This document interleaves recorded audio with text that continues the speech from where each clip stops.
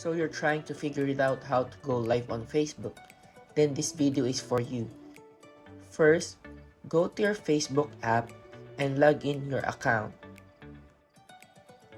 Once you're inside your homepage, you want to click what's on your mind. And then you will have a few options here and then choose live video. In here, you can add your live description and just say anything you want. Like, "Hi guys, say hello to my first Facebook Live."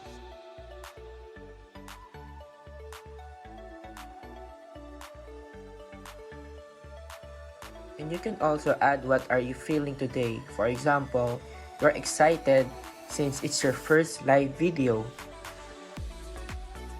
And another feature here, you can tag your friends and they might want to join you in your live stream or watch you on your live stream.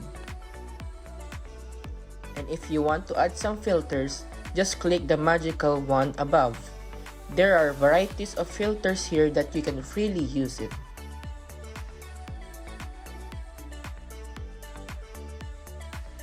Just that simple. I hope this tutorial helped you out.